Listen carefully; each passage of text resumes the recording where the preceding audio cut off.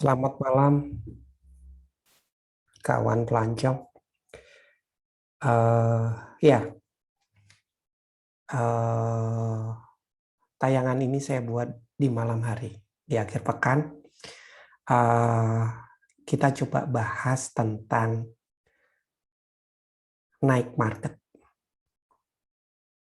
pasar malam, atau juga ada juga istilah street market, pasar di jalan, di jalanan.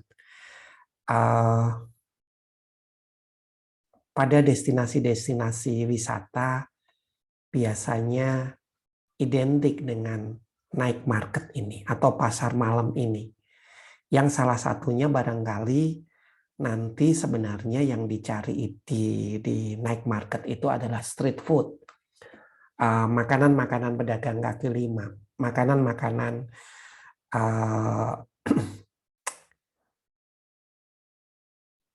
yang disajikan oleh para pedagang kaki lima. Sebenarnya ketika kita bicara night market, barangkali mungkin kita coba untuk kita bayangkan gitu. Artinya ketika kita jadi seorang pelancong, lagi jalan, kemudian keluar malam, kita keluar, sebenarnya apa yang mau dicari? Barangkali yang lazim, yang dicari, yang pertama adalah makan, dalam artian makan besar gitu ya, makan besar. Yang barangkali salah satunya ada beberapa kemungkinan yang terjadi di situ. Makan besar ini adalah makanan-makanan lokal, tempat yang dikunjungi, atau makanan-makanan tertentu. Artinya tidak harus makanan lokal gitu. Bisa jadi makanan katakanlah khas Chinese food atau Western dan seterusnya.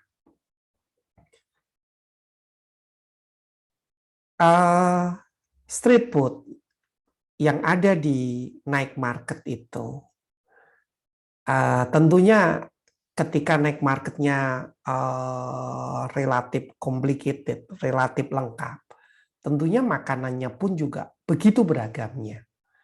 Apalagi ketika night marketnya relatif luas gitu, dengan space yang luas.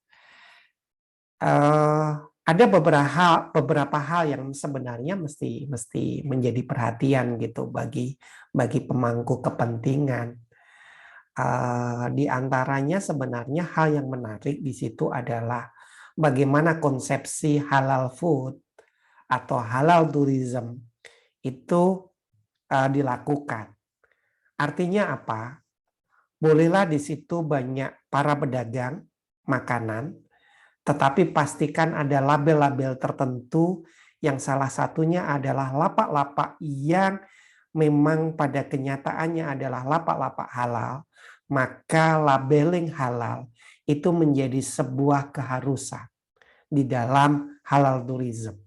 Sehingga apa?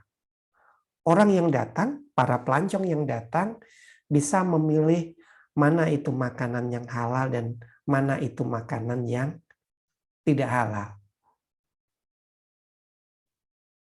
Dan ini saya pikir menjadi sebuah tren ke depan, halal tourism menjadi sesuatu yang menarik. Yang berikutnya lagi, street food ini di night market itu menjadi keunikan tertentu. Orang ketika jauh dari jauh asalnya menuju di situ akan menemukan sesuatu yang unik itu. Misalnya ketika katakanlah kita pergi ke Ho Chi Minh, nanti kita akan menemukan bagaimana kacang-kacang yang masih ada kulitnya, yang bentuknya kacang rebus seperti di Indonesia, tetapi ukurannya lebih besar. Mungkin orang Indonesia biasa menyebutnya kacang Bangkok, padahal ada di Vietnam. Ada kemungkinan kekaguman tertentu gitu. Ini kok beda. Di Ho Chi Minh juga ada lagi tentang makan ketan, makanan ketan, di mana ketan putih yang itu ditanak seperti nasi, tetapi lebih utuh tapi lengket, itu dibuat warna-warni, ada hitam, hijau, merah, dan seterusnya. Ketika kita di Kaosan Road, daerah Bangkok, ada beberapa makanan yang itu agak ekstrim dari berbagai jenis binatang gitu. Yang orang barangkali orang-orang tertentu hanya tertarik untuk sekedar melihatnya saja. Apa ini binatang, apa ini, dari apa, dan seterusnya. Yang berikutnya lagi, ketika kita misalnya jalan di kawasan Phuket misalnya, maka yang ditawarkan itu adalah durian dengan kualitas yang sangat menarik. Dan ya orang tertarik gitu untuk menikmati itu. Keunikan dari night market ini menjadi atraksi wisata tersendiri. Yang barangkali nanti pertanyaan berikutnya habis itu cari apa sih? Gitu. Ya barangkali adalah souvenir. Di mana souvenir ini barangkali yang lazim biasanya berupa t-shirt, topi, dan sejenisnya. Tentunya dengan di mana t-shirt ini dengan brand atau dengan gambar atau dengan ciri identitas negara atau kota itu. Menara Petronas, Patung Singa, Monas, Candi Borobudur, dan seterusnya. Berikutnya lagi mungkin souvenir-souvenir lainnya, gantungan kunci, tempelan di kulkas, miniatur pesawat, dan seterusnya. Ada yang menarik lagi sebenarnya di night market ini, ketika ketemu pedagang-pedagang yang mereka menyajikannya dengan unik. Salah satunya adalah ada hal yang menarik di Bangkok. Dia pembuat semacam tom yum lah. Dia masak tom yum tapi diiringi musik sambil nyanyi. 4 menit selesai nyanyi, tom yumnya matang. Asik aja atraksi dia gitu. Menyanyi sambil memasak. Saya pikir ini sebuah keunikan bagaimana diciptakan di night market tadi. Bahkan Thailand serius banget dengan yang namanya night market ini, sehingga akhirnya Thailand menciptakanlah kawasan yang namanya Asiatik. Saya pikir ini menjadi sesuatu yang fenomenal di Asia Tenggara. Ya, mungkin kita masih belum bisa menirunya seperti Asiatik itu. Barangkali ketika kita tarik itu dengan apa yang ada di Indonesia, ini menjadi sebuah pembelajaran yang menarik. Coba kita lihat satu persatu. Seperti halnya di Gili Trawangan ada night marketnya. Di mana salah satu ciri khas night market itu karena dia pulau kecil, kemudian menghasilkan ikan, seafood menjadi salah satu makanan utama yang ditawarkan. Dan itu sangat disukai dan banyak orang mencarinya di night market itu. Yang menarik, cara mereka menyajikan dari seafood ini, dia dengan cara bundling harga. Jadi ketika beli ikan, tetapi dia menyertakan kalau membutuhkan nasi, sambal, dan seterusnya sudah include pada satu harga.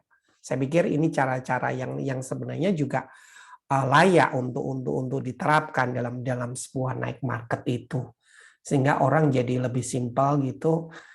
Kemudian di hal yang menarik sebenarnya ketika kita bicara makan tadi, harga, pricing. Seharusnya itu menjadi sebuah perhatian yang serius.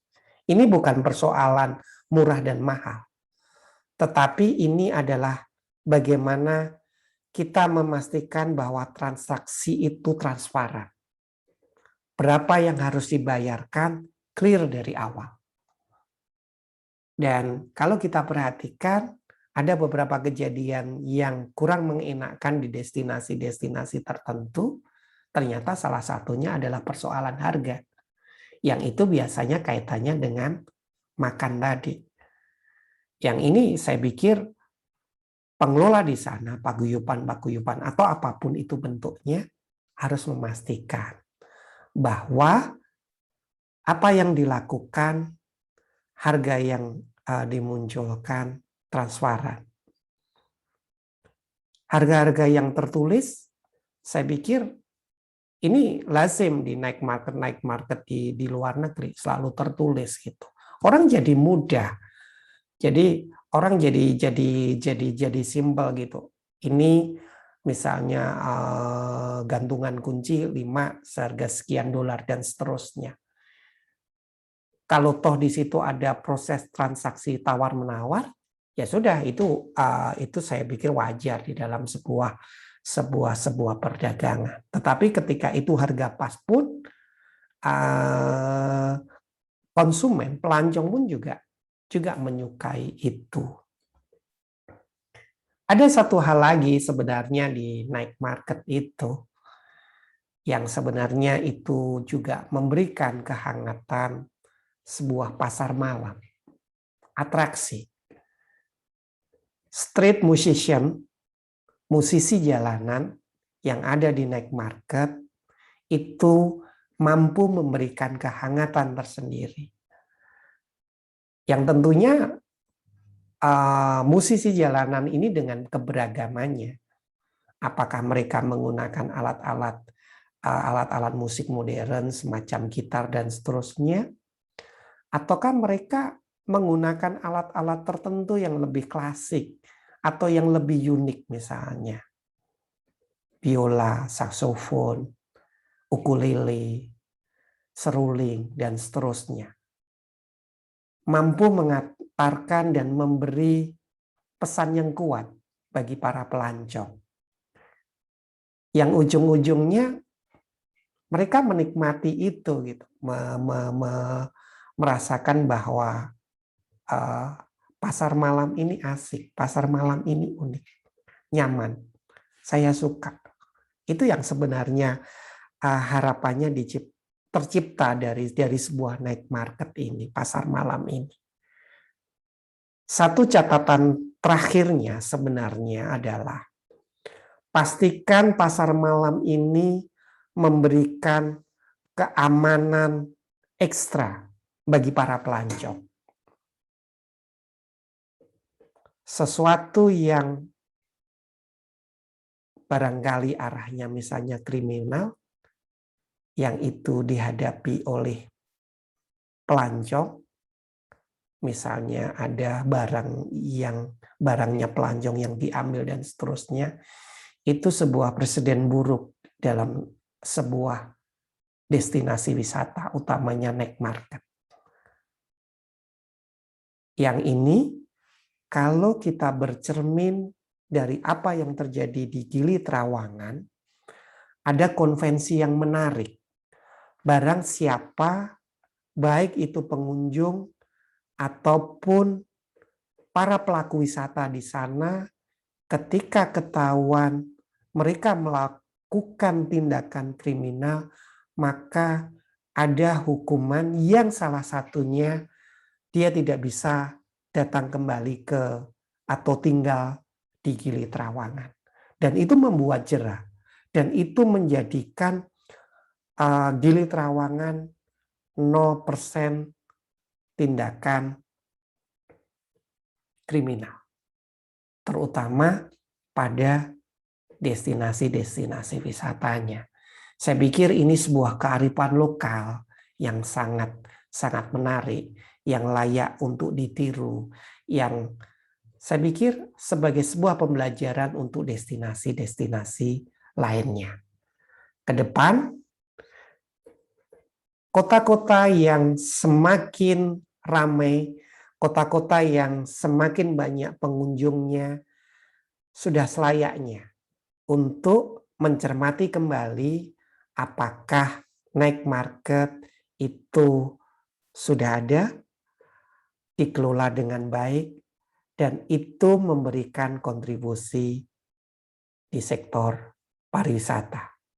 Kalau itu bisa dilakukan, kenapa tidak?